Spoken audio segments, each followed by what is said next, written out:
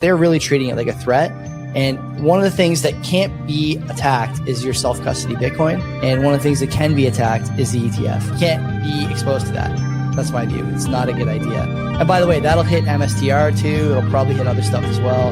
Friends and enemies, welcome back. Canadian Bitcoiners Podcast. Friends and enemies, welcome to the CBP. Want to be better informed? Listen to Len and Joey. Spots is taken care of right off the top. Bull, Bitcoin, and easy DNS. The media is feeding the slop. It doesn't matter what topics discussed. Quality entertainment and information you can trust. That's being planned or at least discussed. You know, we're not going to allow quality entertainment and information you can trust. Send the guy some value, boost them with some stats. Bitcoin is a scarcity asset. I mean, it's just a fact. Geopolitical, national, down to the local cloud. Friends and enemies, welcome back to the Canadian Bitcoiners Podcast. You know what time it is, 7 o'clock. You know my name. Boomer in the chat already saying I'm the most handsome guy. You know, he's also saying I'm the second most handsome tonight. I'm joined by Dan Carlin. Dan Carlin is a man who took it upon himself a few years ago to start the Canadian Bitcoin Conference. I don't know why you would do something like that. Having emceed the first year and coming back to MC this year, I will just say, I'll leave Dan to tell you the dirty details, but I will just say that there's a lot going on to plan a conference of that size, a conference that's growing, and as we'll discuss, a conference that stays away from slop. There's no slop, okay? We don't want slop. We refuse the slop. We are anti-slop on this channel. Dan and his wife Manuela and their team setting up the conference know that. We're going to talk a bit about some of the decisions they've made in the past, what's going on this year, blah, blah, blah. You guys know the deal. And we'll have a promo code at some point. And I will also say that if Dan does well tonight, I want him to co-host a show on Monday because I am getting ACL surgery on Monday. So I will not be around for Len. And Dan is in the back there. He's kind of listening, half listening, half watching. He's worried he's not going to do well. But I think he's going to do great. As always, guys, the sponsors, Easy DNS, the best place for you to host content, host a website, port a website, buy a domain, mark as your friendly neighborhood registrar. Friendly neighborhood registrars mean a lot now. If you guys have been paying any attention to what's going on in the States with 4chan versus the UK government, the UK government thinks they're the sheriff. They're trying to shut down websites overseas for not obeying these draconian ID content, you know, whatever the flavor du jour is for these guys trying to shut stuff down. Oh, you got porn on there. You got stuff that says it's not getting hotter every day on there. Shut it down. US is saying no. They're able to say no for a couple of reasons. One, obviously their laws, but two, and this is important, you want to have a good content host, a good DNS provider. Mark is that guy for you. If you're a Bitcoiner, lots of stuff over there that'll tickle your jimmies. Virtual private server options, Bitcoin nodes, Nostr relays, BTC pay servers if you want, you name it. For a couple extra bucks, Mark will even pimp your ride, your digital security ride, that is, not your Honda Civic or your otherwise, 40-year-old Rice Rocket.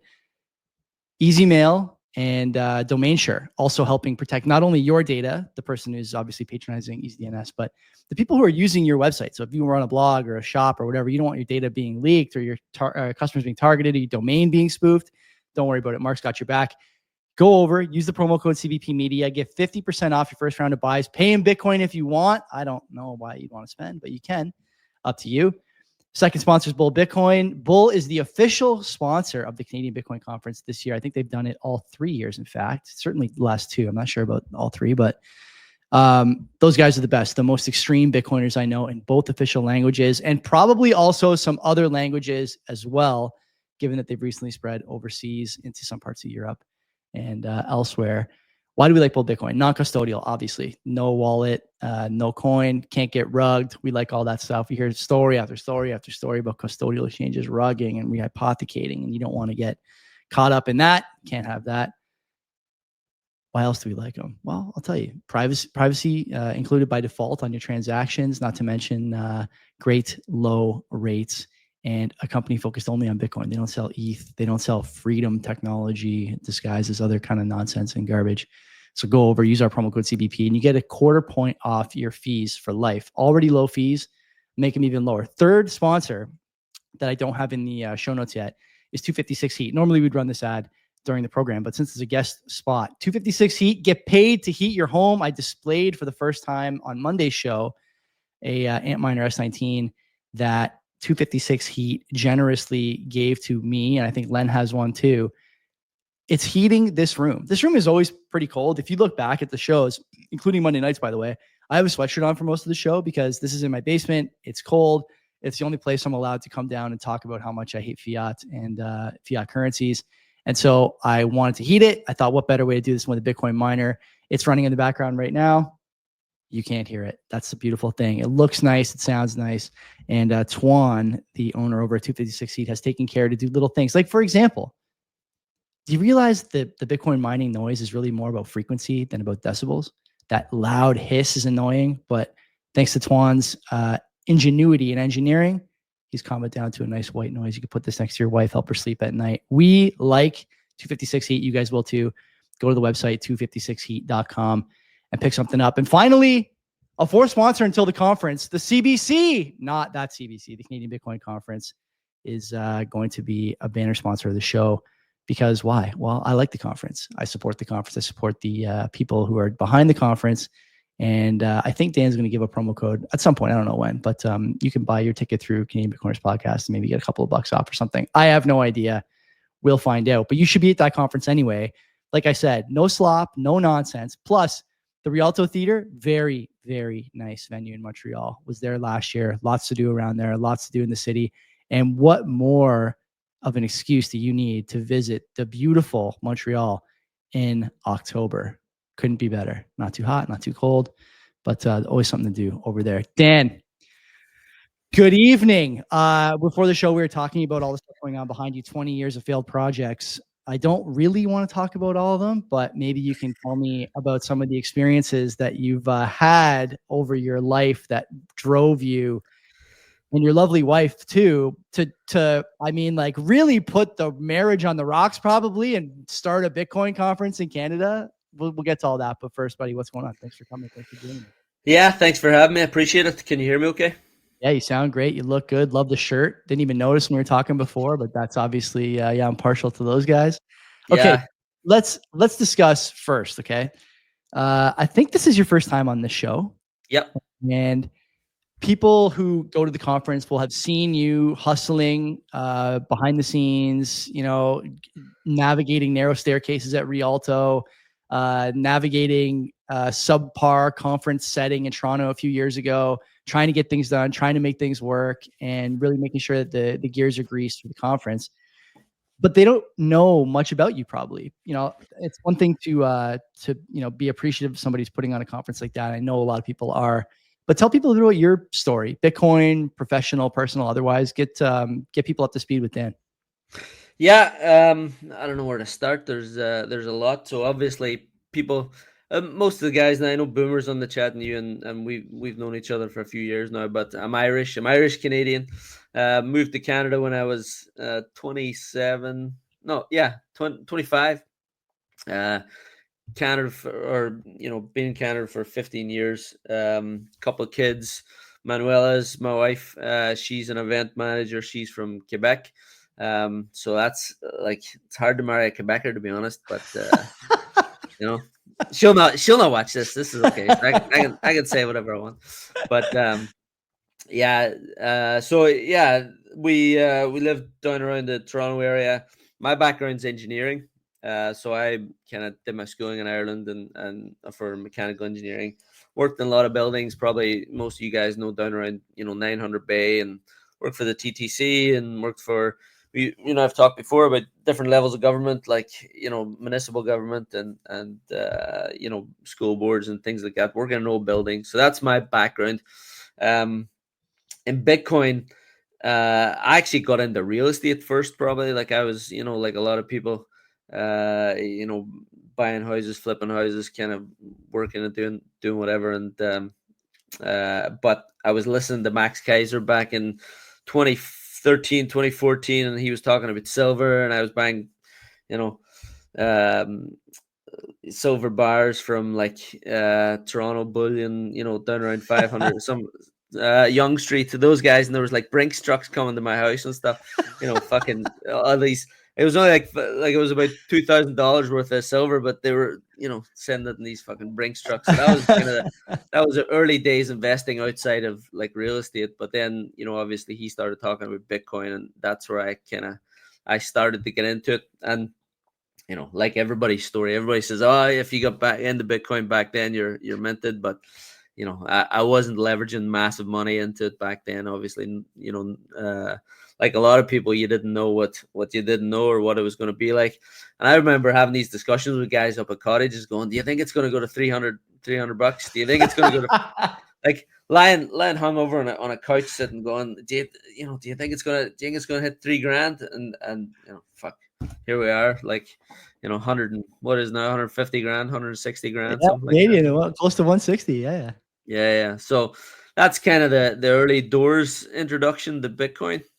And then like after that, I was was buying Bitcoin out of ATM machines. I remember actually, if I don't know if you know Ajax too well, but there was a convenient, like, there's some sketchy parts in Ajax out in Durham region, and there's one convenience store, just this like hole in the wall kind of thing, like with guardrails on, and really rough on Harwood Avenue. And I was buying Bitcoin out of an ATM machine there, like sticking $100 bills into it, and and that's how I was getting my Bitcoin. And then moved on to like who was the other one, BitBuy or one of these other ones, or CoinSquare was probably the next one, and I'm moving on to those and cracking and opening all these different accounts, and just like a lot of Bitcoiners, you're just it's experimentation, and then like trial and error and figuring out what how you get things done. And Before we get into the conference, I'm always curious to know, because I remember what it was like for my wife when I first told her I was buying Bitcoin. We had just bought our first house. To say we were house poor, Dan, would be like the understatement of the century. And I was not piling money into Bitcoin, but definitely felt like it at the time. And so I want to know, like, obviously you and Manuel are working on the conference together now, but what did she think when you told her, listen, the Brinks trucks ain't going to come anymore, but I am going to be spending some time cruising into Durham to hit this ATM. It's like almost, if I was a woman and I didn't know like what my husband was talking about, I would think he was cheating. I would be on the Facebook groups. I'd be like, this guy's out there. He's paying pros. He's bringing cash everywhere. I never see the Bitcoin. What did she think when you told her that? Yeah, she was pretty like, the funny thing was though, hiding cat, like, see when you're doing, when you're working in real estate, trying to flip houses and renovating and doing stuff like that, there's a lot of cash going about. And like I could have been cheating, she wouldn't have known, because like you're just like you're taking cash out, paying this guy, paying that guy, So, like she would be none the wiser. But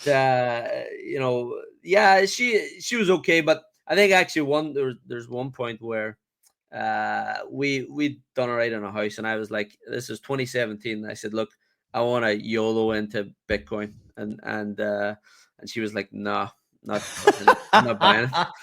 And I was like, okay, all right. So it's but she, I think the penny dropped probably around 2020. I think see around COVID and around the lockdowns, and see when all the other things start to kind of come together, and then the price appreciation, then she starts to get it. Like that's when the penny drops, that that it's it's for us, it wasn't it wasn't the main investment. We had other investments as well, but then you start to go, okay, this one takes, and when you're in real estate for a little bit too, real estate's hard. Like you're we had rental properties, and I was going on Christmas Eve to change light bulbs and stuff, and we had 2 kids at home, and she's like, fuck, this is I don't know if I want to do this anymore, because it's a challenge. Yeah, it's a bit of a grind. My dad used to have real estate properties when we were growing up, and we used to get messages from people, just like the weirdest kinds of ODSP recipients, and like God knows what else was going on with these guys, all sorts of weirdos, but not for us to worry about now. The conference. I mean, when people think about conferences, okay, anyone who listens to this show will know that I'm pretty friendly to the conference scene. I don't really have a problem with like the Bitcoin Magazine conference. I don't have a problem with BTC Prague or these other conferences that I think do, to be honest, fall victim to a lot of, we need money to run the conference, so how are we going to get it? Well, we'll take it from people who we would otherwise not ask for money from, and allow them to share what we think is probably a message that's antithetical to the mission, and it's sort of a deal with the devil, but at least we can put Preston Pish and Michael Saylor on stage, whatever, right? You guys, to me, are doing it at the conference thing a little differently, and I'll tell you why. I'm not just saying this. It seems to me that Canadians, as a Bitcoin community, care a lot more about the Bitcoin mission and ethos than their peers around the world, at least in the first world. And I think it's because between the trucker convoy, the extraordinarily long and difficult, these are generous terms, COVID lockdowns and COVID restrictions and vaccine restrictions and all these things. And because we just can't seem to get our heads on straight when it comes to things like GDP per capita, immigration, employment, R&D, and sort of the role of government in a modern economy, if there is one, we care a lot about this thing. And it's not just a way to get out of the fiat hamster wheel, quit your job, retire, get a yacht, whatever. Like, people want that, of course. But I think it's also like, we both have kids, and I think to myself all the time, like, if we get this wrong, I don't want to say to my daughter, yeah, I knew this was never going to work and I never tried.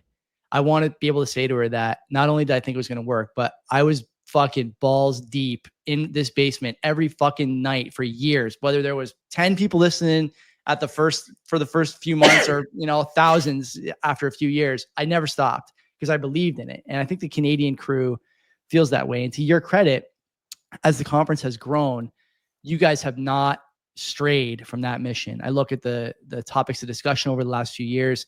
I've been introduced to a lot of names for the first time. Guys like Sonny from year one, Joe Barbuto from year one and year two. You guys had a great speaker lineup last year. You're always letting guys like Francis, who have been there, done that, and stayed true, sort of lead the conversation. So let's talk a bit about the conference itself and how you guys. I mean, how do you think you've grown from year one to now? You're knocking on the door year 3 here. Yeah. From growing from what perspective though? Like, well, let's talk about we can talk about size if you want, but I think the thing I would ask really that you talk about is, how did you manage, I think, to go from year one where you're in a hotel conference room, content is good, and you grow the thing to where it's in this beautiful theater in Montreal. You got a lot of people coming, a lot of people interested in speaking there, and still there's no slop content. Like, I look at the vendors, there's no slop. I look at the speakers, there's no slop. Tell me a bit about that growth. Yeah, so I guess, I can kind of go through the chronology a little bit and give you a bit of the history. And yeah, like, we were part of the meetup scene out in Durham. It wasn't really much. There was, probably Plate, you might be listening, but he was part of organizing some of the meetups out there. And we attended. Manuela's background is event managing and event organizing. So she, obviously, I was, like you say, I was balls deep in Bitcoin, and I was like, look, this is a good thing to do. I think you'd be good at, would be successful. The first year, and we didn't have a massive network. Like, we have no name. This is probably like one of the first, or one of a few podcasts that I've done, or we put ourselves out there. So we didn't have that network, or didn't have a brand, or didn't have anything. And the first year was really just a shot in the dark. We were like, right, we'll pick a venue. It was the Chelsea Hotel downtown Toronto. I just started getting on Twitter and getting on Telegram and reaching out and going, right, who do I want to talk to? And that's kind of how I've, tried to keep this as people that I listen to, or people that I think are genuine, or people I think are valuable to Canadians and Canadian Bitcoiners. Reached out to them. Look, I think, to be honest, I think a lot of it's luck. Like, luck that people respond to you, luck that, that, because, like, you're cold calling people like, Greg Foss and Tomer and Brad Mills and Dave Bradley and, Crypto Mags and all these people. Like, so, who else do we have there? Yeah, even Francis and all those guys, and even Bull Bitcoin, they took a massive, chance, because, they're saying they'll sponsor, but they don't know what they're sponsoring, because they don't know you. Like, you have to build those relationships. So, we miraculously pulled off the first year. We had, about a couple hundred people. The big risk for us was, and where we were kind of shitting ourselves was, about 2 months out, and most of the ticket sales are in like the last 2 to 3 weeks. So we were sitting about 50 grand in the hole because the venue, like the venue downtown Toronto in that Chelsea hotel, expensive, and they ding you for all the AV. So you're sitting like, the whole AV and venue cost was about 60 grand. So we were like, oh shit, like this could go wrong badly. But the last couple of weeks, lots of sales and some sponsors and stuff, and we didn't end up too bad. But so you kind of like, it's a long road. So you start it and then you go, okay, let's do the next one. And after the stress of the first one, Manuela, and we have another person in with us, Nicole, who does a lot of the marketing. They were like, look, I don't know if I want to do this because this is this is stressful. Like, so I convinced them, and the other part that convinced them too was a lot of the people in the community like gave such good feedback, and they were, and that really kind of motivated Manuela and Nicole to go ahead and do the next one. So did the next one, or started gearing up for the next one. Same thing, just reaching out to people, leveraging connections, all that kind of stuff. We had obviously Safety and guys like Cedric Youngelman, Lawrence Lepard, all these great speakers for the next year.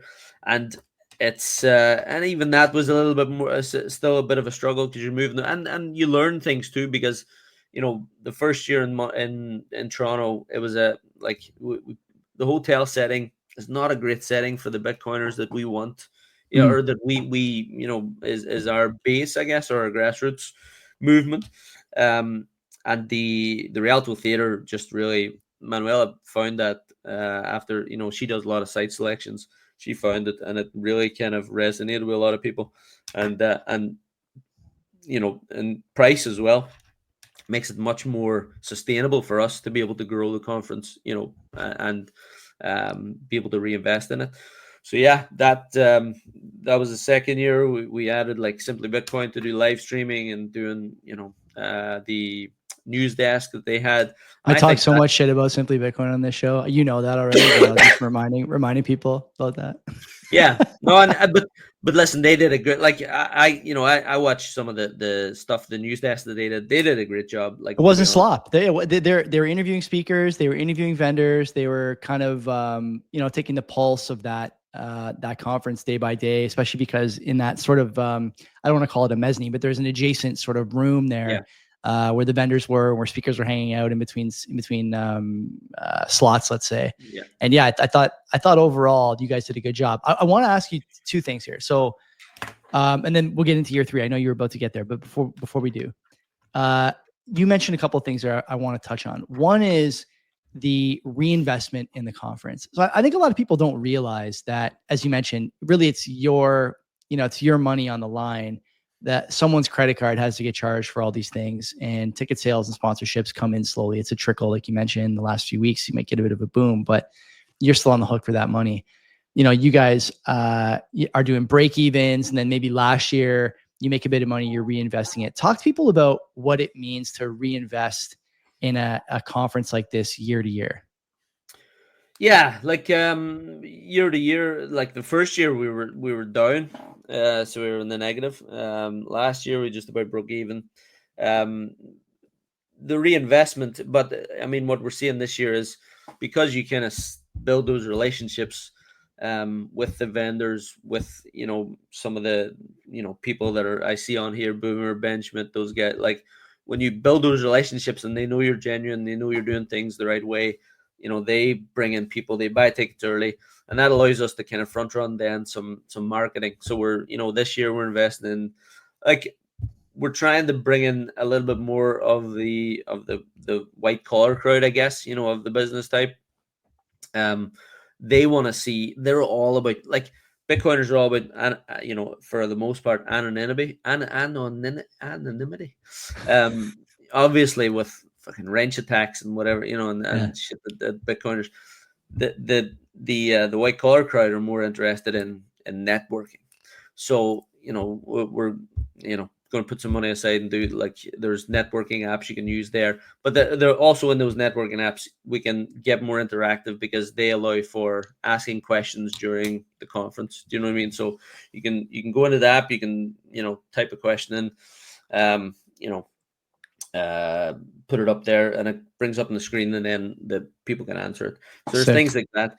Yeah, and even helping with some of the we've been talking to David Sedange and some of the guys from Montreal who are we're going to be putting some budget aside to do some marketing in Quebec, digital media, that sort of stuff. So really kind of doing the outreach there as well, putting some money to actually join some organizations about membership, that sort of stuff. There's an organization called CASA, CASA, Canadian Association of Alternative Strategies and Assets. Huh. So like getting in with some of those organizations where you can have a voice or you can have a presence, and kind of sending some of those people where that some of the great people that we have in our network, and send them to those meetings where they can try to orange pill some of those people and bring them to the conference as well. So that's the kind of reinvestment that we're trying to do, because I think really the challenge for us, I think the challenge overall is moving things forward for Bitcoin in Canada. Like it's a massive challenge, and it's really fragmented. That's kind of the thing. It's a big ask of a conference organizer to move the Bitcoin mission forward in a country the size of Canada. You guys, I mean, for the attendees, it's 4 days of fun, speakers, meeting people that they've seen online, met on Twitter, whatever. But for you guys, it's I think got to be a year-round engagement at this point, right? You might take a few weeks off, but I'm guessing you have a more year-round schedule than like an NFL player, probably, right? I don't think you're going to Cabo for a month at the end of the season. I think you're probably taking a few weeks off and then getting back on the horn. Yeah. No, well, it's not too bad. Like the shit after the first, like Manuel always talks about, you get the event high. I don't know if you kind of and you get people that come back from conferences and they're like, oh shit, that was amazing. They get all the energy, but like it's draining. Like I saw a video of myself after the one last year, and I was like, oh yeah, I'm gonna because you can't have a few beers, you can't have a bad night's sleep because you won't be on the ball. So yeah. I was like, right, Sunday I'm hitting the beer, and I couldn't move. I was absolutely wrecked. So and then you're kind of coming out of the conference going, right, the energy was unbelievable, that was amazing, like I want to do this, I want to grow, I want to do this, I want to do more education, I want to do more events.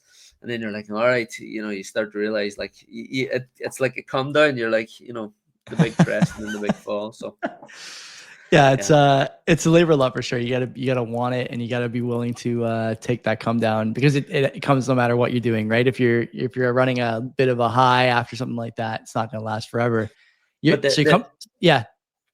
Sorry, I was gonna say that the time off, like once you kind of get that, and you go, right, I don't have to talk to anybody, I don't have to message anybody.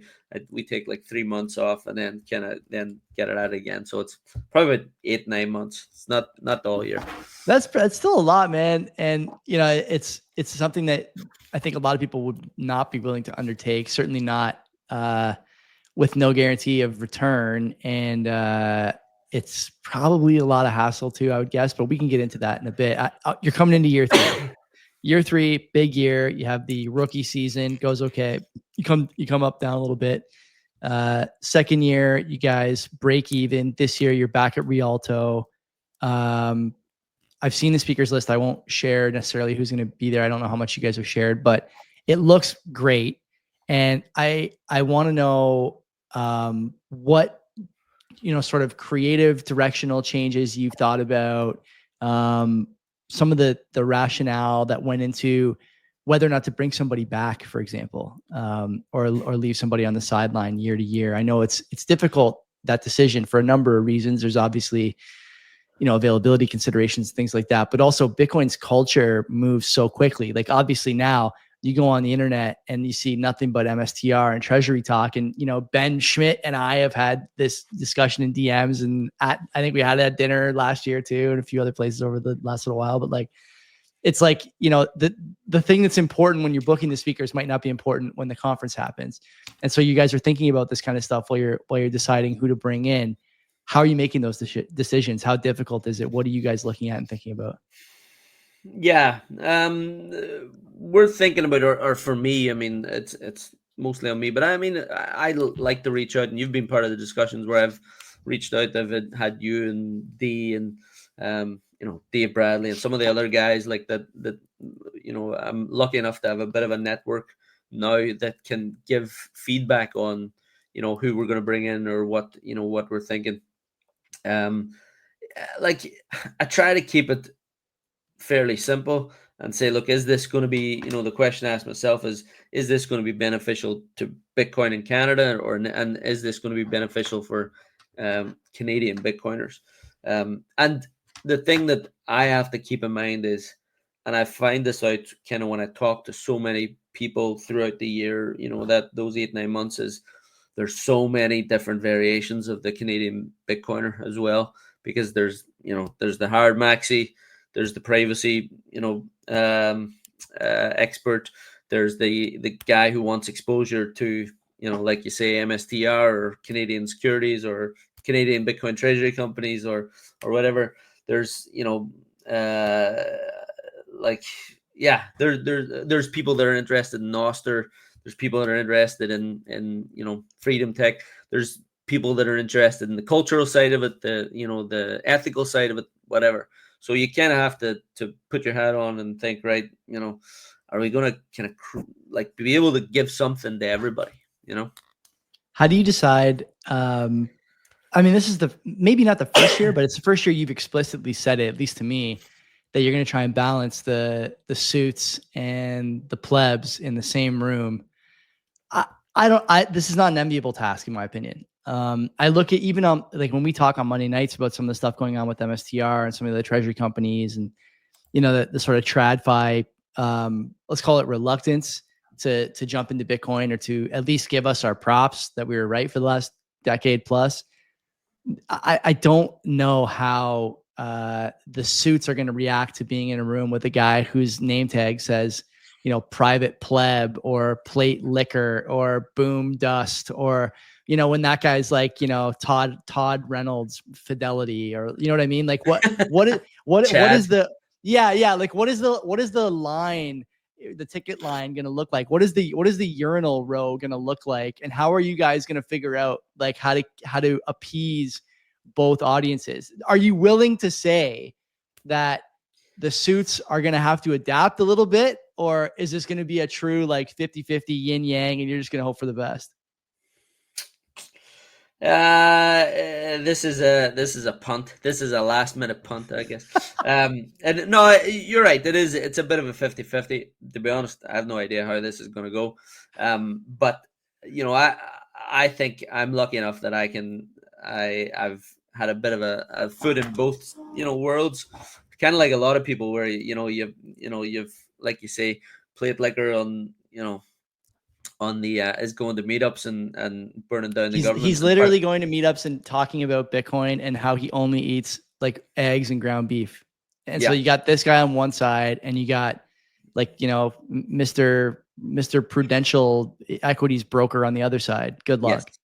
Yeah. So that's that's the yin and yang. But I mean, the thing is, for a lot of actually our attendees, and a lot of people probably that are even in some of the chat right now, or that are listening, they're looking at the suits, they're looking at the MSTRs, they're looking at the Strives, they're looking at Jeff Walton, they're looking at Sailor. Like, they're Bitcoiners at heart, but they want exposure to those things as well. So that's, you have to be respectful of that. In terms of mixing them, I don't know. I really don't. Well, I think here's one thing actually I'll say. is, do you remember Joel Lightbound last Yeah, year? yeah, yeah, of Yeah, course. right. Yeah. So, MP and for this, people who don't know from Quebec, yeah, he was outspoken about the COVID and divisiveness of the Trudeau Liberals. He's liberal himself, I should note. yeah. So he was brilliant, and like he's not the white collar trad fi guy. He's on the politician side, but it's kind of the same. It's the same kind of cut from the same cloth, I guess. Going into corporate boardrooms and talking very nice to each other, and not used to like you say, guys with pseudonyms on their name tags or whatever. But um, he did a great job. I think his speech was unbelievable. He came in, was really excited. Um, I heard some feedback. Like I've reached out to him this year, and to see if he would come back and do something similar. But he's I guess he's Carney's right hand man now, so I don't know if he wants to kind of put himself in that position. And he's declined us. He's not. He said just straight out early on this year that he wasn't going to come. But I've also heard some things last year that he may have got a bad experience at the conference last year. I don't know if someone gave him, was giving him shit, or, was rude to him or whatever. But no, I don't know how true that is, but that's kind of some of the feedback. So, like, I don't know if that's a good thing or a bad thing. And the thing is, if for me, if we put a bunch of these guys up on stage, even the treasury companies, and they get, they have a bad experience, or they're, blindsided or embarrassed or whatever, they don't want that either. So we got to kind of try and manage that, where we don't do that to somebody on a personal level, because you really don't want to do that. Like, it's pretty shitty. But at the same time, we need to hold people accountable if they're doing shitty things. So it's trying to find that balance, and like I said, I have no idea how it's going to go. So we'll see. We'll soon see. Maybe that's a good advertisement. Yeah, I mean, if you want to see a bit of a powder keg on stage between Jeff Walton and I don't know, Francis or something, Dave Bradley, I would say. Yeah, come on up. You'll have Jeff there in probably an orange tie, and Dave there in a cowboy hat, and we'll see what happens. Yeah. Okay. So let's talk a bit about sort of the philosophy around this stuff. You mentioned that the conference, in your view, is something that needs to move Bitcoin forward for Canadians and be valuable to Canadian Bitcoiners specifically. What do you think is the most important thing in terms of moving Bitcoin forward in Canada? I mentioned earlier that I think we're partial to this thing for a lot of reasons. I'm curious, like, what do you guys view as the most important thing thematically to drive Bitcoin forward in Canada? Geez, that's a difficult question for me to answer. To be honest, I know a lot of people maybe don't agree with this, but I think the political road, as much as people think burn it to the ground, that it doesn't work for you, I think you have to play within those rules. You have to play within, you're given, or they set the rules of the game. We have to play, whatever cards we get, we have to fucking play with them. So trying to engage them at our level is important. And doing it before other people do it, and get the ear of those people. I think that's important. And I think, I had a discussion with someone the other day about, in terms of adoption in Canada, once you get a lot more Bitcoiners that are visible to politicians, then it becomes a much bigger item for them, as a voter item, or a item on the docket or whatever. But to get that adoption, a lot of people are sitting watching CP24, or, like you say, CBC or Global News or whatever, and if a politician comes out and says they're doing something for Bitcoin, or it's, or like you say about the pool in Vancouver, they talk about it, then that builds trust, and that trust kind of goes on to, okay, maybe it is something we look at, or we start to, we understand now it's in our pension plan or whatever. So yeah, I think the political aspect, it can't be ignored, really. I'm with you on that. What's your thoughts? I think it's true. And, we kind of hit a bit of a roadblock here, because in this country, unfortunately, everyone thinks the sort of like looming specter is Donald Trump. And obviously his kids are pretty pro Bitcoin. He was at the Bitcoin conference, and it significantly decreases the likelihood, in my opinion, that the boomer wealth tranche is ever going to find its way into spot Bitcoin. You mentioned there, obviously, that some of these stocks are being indexed already. For example, if you buy the Qs for your pension, or whatever Bank of Montreal mutual fund you're in, they're fucking stealing from you, by the way. But if you're in a mutual fund, you probably have MSTR in your your retirement savings. And as soon as you start asking people about Bitcoin, what do they say? They say, "Oh, is it a scam? It's like tulips." And now you have this other, like, very difficult to move object in your path, and it's the president, and people don't like that guy. I think it's an irrational dislike and irrational hatred. You can think he's delivering or not delivering, but to not like him or think that Bitcoin is bad because he likes it is, it's categorically incorrect, and it shows a lack of understanding. We were talking before the show a little bit about the pool in Kitsilano you mentioned there. Colin Sullivan and Mint Green are working with the city there. It's interesting. Colin Sullivan was on this show, probably 4 years ago now. He's one of the first guests we had, I'm pretty sure. And we were talking about this exact thing. He was already doing this in an apartment building, or planning to do it in an apartment building or condo complex of some kind. And, it made sense to us then. We were just babies. It makes sense to us now. And now I think because of the price, I think because of just sort of the brand of Bitcoin growing past exit velocity, let's say, people are looking at those stories and going, "Oh yeah, Joey talks about that, or Dan talks about that. I should ask what they think." And you have a chance to put a wedge in with people. The political thing is so important now because, as I said in the intro to the show and the ads, and we say this every week, and I think everyone should be paying attention to this because the politicians now are no longer interested in what the majority want.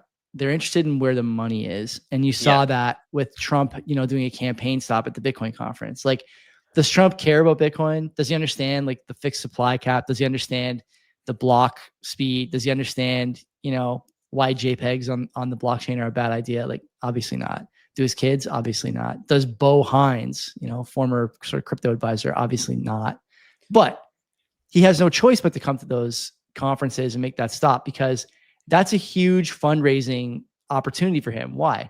Because a Bitcoin at 20,000, Bitcoiners don't have a lot of capital, but Bitcoin at 120,000, there's a couple of billion, 100 billion, whatever dollars in that asset.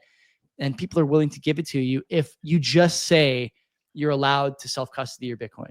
Or if you just say we're not going to ban mining domestically. Or if you just say that Bitcoin is never going to be made, illegal. We're going to use it as a store of value ourselves, or whatever. The bar is so low, which I think is the important thing.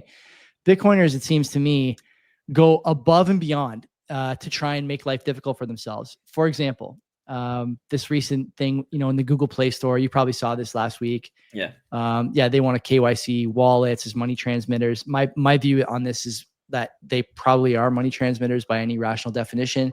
But the response from Bitcoiners was, okay, well then we're going to sideload the wallets, and we're going to fucking tell them we're not stopping. And we're going to, like, I've seen you guys at conferences, you weigh 150 pounds. None of you guys are taking out law enforcement at your door. Okay. I've seen you.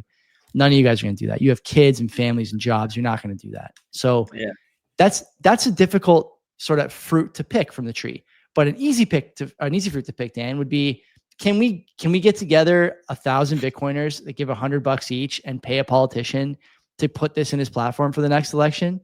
And can we do it with 3 politicians? Can we do it in a stronghold that the opposition party needs or wants? Like, that costs 50, 60, 70 grand in Canada, maybe. Yeah. And you're on the map, right? Instead of what? Like, it's like that meme from Inglourious Bastards. Like, you're hiding a non-KYC wallet under your floorboards, are you not? Like, that's not the direction you want to go, but that's the direction Bitcoiners seem to think about, right? And I think it's just obvious that the political side is easier to put a wedge in, but that's just me. Well, and no, you're absolutely right, and I can see it where the Bitcoin network and the movement that we have, like there's no bite to it because we don't have any financial backing, really. But when you look at and I know I've talked to Boomer about this, the Canadian Blockchain Consortium. Yeah. They are have membership, and they have membership, and there's a lot of companies pay into that membership, and they have clout, and they're getting in front of politicians, and They're getting uh, traction, eh? Really? they're getting Okay. traction. Yeah, and they're like they have there's a Bitcoiner on the Hill event. I know some people were at Jeff Booth was speaking in Ottawa, a few months ago, and they're getting traction because they have the financial backing, and they seem to be, and as far as I know, there's a lot of that coming from maybe the mining community in Alberta and what they're lobbying for there. But then there's also some of the other organizations in Canada that are Bitcoin based as well. So like, yeah, that's where I think we need to be, as Bitcoiners need to be part of that, or that discussion as well, and need to be sitting at that table. I think you're right. Like, what about like the Bitcoin Coalition in Canada, Mills and Scott Wolf and a few others doing good work there, and like I still think kind of in I don't know, they're in the natal ward still, but things are What? looking good. They'll be coming out of the incubators at some point, and that's a good group of guys who have a bit of background. Scott's got a good feel for the politics of the era, and Brad's obviously a guy who's been around the space for a long time. I'd like to see them do some good work too. Yeah, and I think there's, from discussions I've had, or from, what I know, there's discussions between those two organizations as well, between the Great. coalition and the blockchain organization, to be able to help and be a bit more Bitcoin focused, in terms of, once you get in front of those politicians, making sure that Bitcoin's voice is heard in Canada.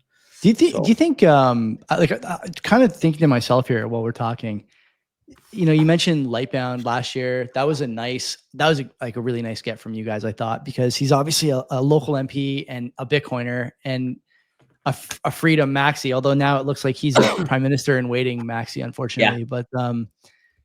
But I struggle sometimes with this idea of whether or not we need to see a conservative government win the election to drive Bitcoin forward in Canada. And it worries me because I see big right-wing influencer accounts in Canada tweeting just the most retarded shit constantly. I saw Pierre Poilievre won his by-election last night, like landslide, predictable, easy to see coming landslide. And accounts like Truck Driver Pleb are tweeting out these, guess who's back, Eminem videos with Pierre Poilievre dubbed in. And I just think they don't get it. The right doesn't get it. And so am I wasting my time thinking, about I could influence a conservative politician if one would just win, if they would just get the government, and the liberals would move into a minority position or worse or whatever. But I don't know if it's actually true that we have to wait for conservative politicians. And I think that's costing Bitcoin in this country as well, that we're constantly aligning with people on the right, when really, like, it kind of is the left that has a mission that's more friendly to Bitcoin if they understood the asset. Like, how can we protect people's savings? Like, we don't need to give another handout to people. We don't need to announce a tax cut that's going to save people like $220 a year or whatever that, pitiful, puny number was. We could just tell them to park $5 in Bitcoin every month, or whatever the case is. Do you guys give that any thought? Do you think about that personally? Like, should we be waiting for a conservative government? Am I crazy that the liberals might be the party that's more vulnerable to the message? Yeah, I don't give any thought to that, really, because I don't think it matters, really. Like, I really, whether it's liberal or conservative, I think they take their marching orders from whoever's paying the most, or whatever the money is going to. Yeah, I don't think waiting for a conservative. Sure, Polyev hasn't mentioned Bitcoin in the past, 5 years. Yeah, 5 years, but I've heard rumblings now that he will be having sit downs with some organizations to talk about these things in the near future. Is he free in October? Do you know? Have we talked to him? I'm trying to get in front of him, but I don't know. Like, again, is that going to piss off a bunch of people that hate him, that's come to the conference? Is it going to be valuable? I don't know. It's hard to say. I know, like, he did an event with Sat Street in Toronto before the election, but it wasn't really, it wasn't really that well publicized. It was a fundraiser. There was a bunch, like, there was loads of Alberta-based mining companies there. So yeah, he did an event. But in terms of your question, do you wait? I don't know. You can't wait. Like, wait for what? Wait, and then it doesn't happen again. You know, Yeah, I don't there's think something to that. Like you can't just be you're gonna be a skeleton by the time like that meme, me waiting for the right party to be in power to push Bitcoin forward. Okay, let's get you out of here on one more question. I'm good for time. I'm all right. Okay, let's do two more then. I want to talk about this year's conference because obviously you're knocking on the door here. Like I said earlier, you're probably 6 weeks away ish. If I had to guess, or something Yeah, like that. 7. Yeah. Yeah. So, you want to get people hyped up. You've shared some stuff about the conference already. Who are the speakers you are most looking forward to? And who do you think the speakers that first time attendees should be looking forward to the most? I like myself a good old Lawrence Lepard. He's the steady hand. Lawrence was there the first year. Great guy. Like, as soon as you kind of say you're running the event, he's like, I'm in. They was there that last year. Gave some great clips. Did some good talking points. I think he used some foul language on stage, but it was pretty funny. But yeah, Lawrence is brilliant, and if anybody wants to, any newbies are coming and he crosses both divides when you talk about the pleb Bitcoiner and the kind of the white collar people as well, because he's I think he's talking at some of the treasury events now as well, where Yeah. he knows that world, like he knows what's going on in there. So yeah, he's brilliant. Who else? I think, like, a lot of people. I don't know if many people know about Tomer. Like, I love Tomer. He's such a cool guy. Really funny and good to talk to. So he'll be there this year. Trying to think who else. Francis is always a good shout. Like, always comes well prepared. He's got a good. He did the hard path last year. Made some announcements. He was about his wallet. I think it was the first year. Yeah, he's always good to see. Scott Deedles is always a good one as well. Like, his presentation last year was unbelievable. Like, I've kind of watched that a few times, and some of the stuff he talks about, like, next level.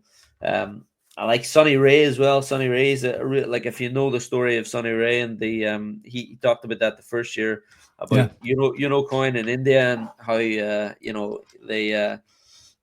they shut him down, and he took on, like, the Central Bank of India, and won, like, one of the only people to ever do that. Like, just crazy stories. So yeah, there's so many of those guys that just it's great whenever we say we're having a conference, they put their hand up and say they're coming. And what do you make of the sort of, there's always naysayers, Dan. The naysayers will get on, they'll get in the chat, they'll be on the chat on Monday when I say, last week, look out for the interview with Dan, Canadian Bitcoin Conference. When I read the sponsor ad, they'll say conference is it's too PodConf approved. I don't know if you've ever seen that meme before, but I mean, it's like people say that on our show, Len is not PodConf approved, and I am PodConf approved. Like, I don't say things that would get me, like, fired from my job or from a conference or whatever. Like, you could put me on stage and I won't scare your kids or whatever the case may be. But some people don't like that. They don't like the PodConf approved conference. And I look at the list of speakers, the guys you just mentioned there, a lot of guys who would be considered, like, clean. Larry, Francis, although I view him as, like I said in the opening, an extremist in the best way. There's a lot of people who look at that list and they go, I don't want to hear suit coiners. I don't want to hear, another podcaster playing his greatest hits. I've heard Deedles before. I've heard Tomer before. What do you say to those guys? Because in some respects, you are bringing in, you're fighting a sort of a two-pronged battle, right? You need names that people know, but you can't have them just playing their hits. So what do you tell people who are saying, I'm not coming, too much of the same? Too much of the same. Well, there's 70 speakers. So that's the most we've had over the last little while. Like I said, there's something for everybody. I don't know, like, what I say to those people that are saying it's PodConf approved. What do they want? They want someone to get up and fucking sync, you know, Is that the first time you've ever or said PodConf approved? yeah, I've never heard of that before. Like, do they want the Slipknot conference or like, or uh, you know, I don't know. Like, tell me who, you know, people. I don't like. I talk to a lot of people. I usually put some stuff out online and say who wants to speak at the conference, and people send stuff in. But I'll talk to loads of people and say, right, who should we be getting this year? Who could we try and target, and who can we bring in?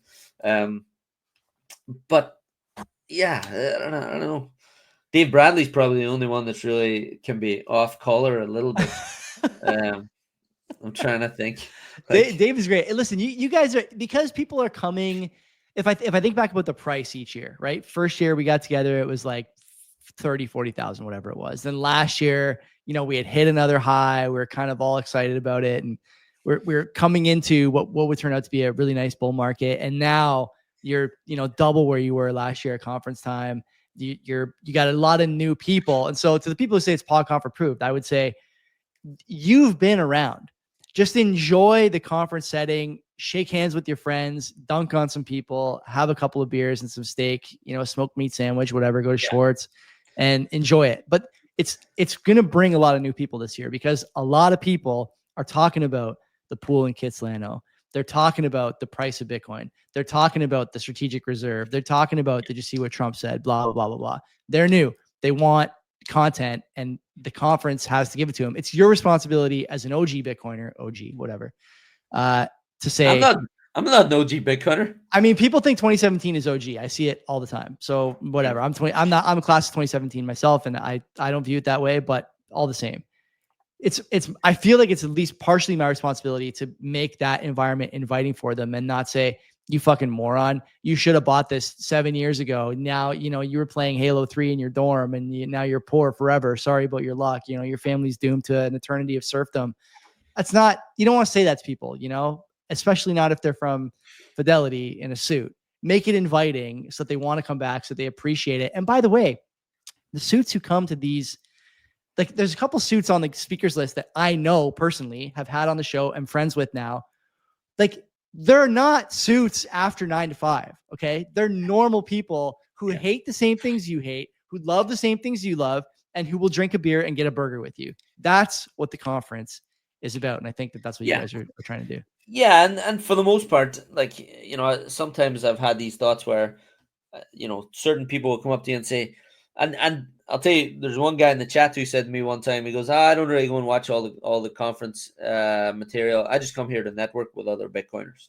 And you're like, well, why the fuck am I bringing all these speakers here then? Like, you know, going to all this hassle of paying their expenses to come here. You know, why not just organize a big meetup? But no, and listen, again, it's one of those things where, you know, there's certain people that will stand in the exhibition hall all day just talking to Bitcoiners, and there's some people that come because they want to, you know, want to meet certain people, or they want to, you know, listen to the content or whatever. So you're trying to provide that for everybody. And listen, this, I don't know where this PodConf approved bullshit came from, but. Can someone tag Dan or the conference Twitter account in a PodConf thing? Boomer, you're a good candidate to do that. I see you talking about the PodConf thing all the time on Twitter. Tag him in it so he gets a gist for the meme. Right. So we've had, okay, Madex, Dave Bradley. Who else is not PodConf approved? I don't know. Yeah, there's a few other people for sure on that list, but yeah, those guys definitely are not. Madex is for sure not PodConf approved. But the guys you said that are friends, that are the suits that are on there, I think, is Rich Diaz one of them? Rich Diaz is one, man. He's a great example. I got beers. I got absolutely fucking sloshed with that guy last year. He left. We went for beers. I was there. I think. Yeah, you were there at the bar after. My wife, him, and I went for beers after. It was like the afternoon of the first day. So me, Madex, and Francis did our panel. I went back to the hotel, did a show with Madex, then went to meet Rich. We got trashed, and he had a date that night. He left the date to come to the bar we were all at, and had people calling him all kinds of names. You're going to be poor, like you're going to be fucking poor forever. Have fun staying poor. And he's just looking at me through this crowd of people like, what the fuck is going on with these people? I don't know them. They don't know me, and they're telling me that I'm like that doomed to a life of servitude to the government or whatever. Like these guys they want to have fun. They like it. And by the way, they're independently successful. Like Bitcoin is cool, but it's not on the top of mind for them because they're independently successful. They want to hear what you have to say. Just don't be a dickhead. That's all you have to do. Well, funny you say that because you recommended, you should have this guy, and I've heard of the Looney Hour, but I've never really listened to it. And you said bring this guy on, so I was texting him. I was going, "Hey, Rich, how's it going? Is there anything you want to talk about that's Bitcoin related?" And he goes, "I don't know anything about Bitcoin." I go, "Fuck." Right, so I go, "Okay, is there anything Bitcoin adjacent?" And he was like, "Yeah, macro stuff." And I, all right, I'll figure it out. But he'll be a good speaker, but. You kind of have to bring these guys in to give a different perspective in certain topics as well. So I think he'll be a good one. But I mean, in terms of, like you say, the suits, there's I've had talks and discussions with a lot of the Bitcoin treasury company CEOs. Now, a lot of them have reached out. And when you talk about, you were talking about before with that 50-50 of, the suits and the plebs, like, I think these guys, the Bitcoin treasury companies, they want exposure. They want to get themselves out there. They want to get the products out there. So they want to come to the conference. And that's been clear. Yeah. And they they maybe don't know what to expect either. Like, I don't know if they've been to something like this or a Bitcoin conference before. So probably not. I don't know. So. But they, they've all agreed to come. And I've tried to structure some of the discussions for them in a way that, we put them with people who will ask them questions that Bitcoiners are asking. Where's the yield coming from? What's the governance look like? What's the custody look like? All those sort of things. Like, and that's, for me, that's what I'm trying to do, so that I don't get in shit for being a trumpet for Bitcoin treasury companies. And that's I don't want to be that guy, but you can't ignore them.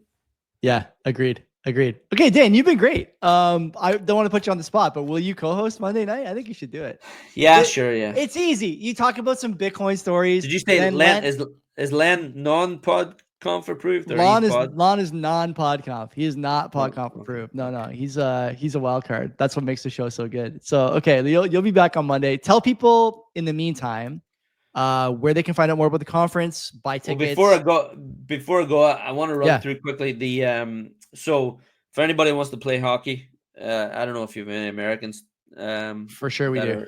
Listening, anybody who wants to play hockey, the American team needs some help. I think they spanked the Canadians. It was ugly last year. Because they had what is the guy's name? I forget now. Trading card. Brandon Gentile, former D1 hockey player. He looked the part last year apparently. So there you go. I'm not a big guy, and I was like, he's a big boy. Yeah, and someone introduced me to him, and I was like, holy shit. But so I think the Canadians, like, you got Corey and Tristan and John Mungo, and like a bunch of really, really good hockey players on the Canada side. So I think the American side needs a few players.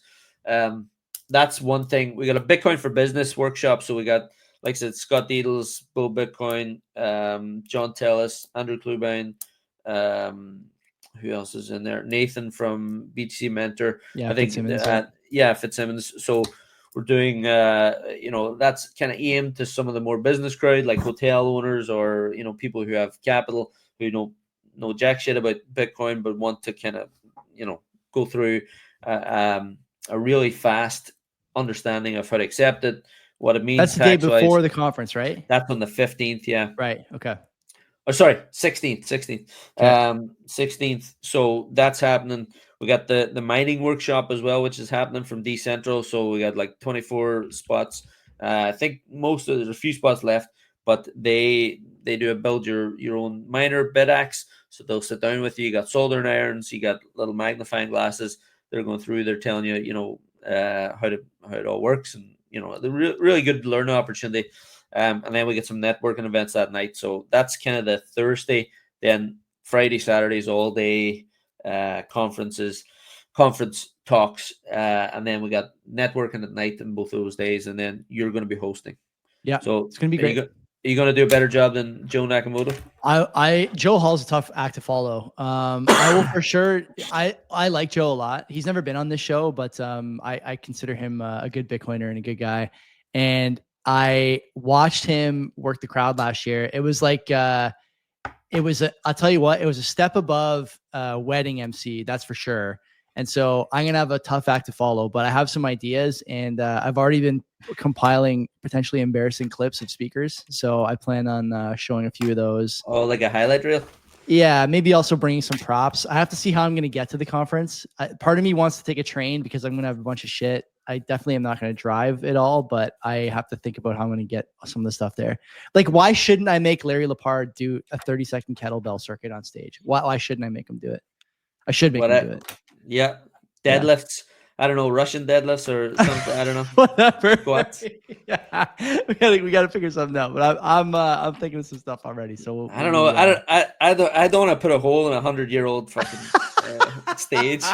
Like, that's Larry's problem. Larry's on Twitter all the time, Dan. He's lifting hundreds of pounds over his head. Okay, he's doing burpees and all this other shit. Let's put it to the test. Okay, I think those weights might be foam on Twitter. I'm gonna give him something that's cast iron. Let's see what he's made of there. Yeah. No, that'd be good. Yeah. Okay, so that's it, everyone. Thanks for coming, Dan. As always, pleasure to talk to you, buddy. And we will see you guys. I guess I will see you in probably a week or so. But Landon will be here Monday for more fun and excitement. Till then, take care of yourselves.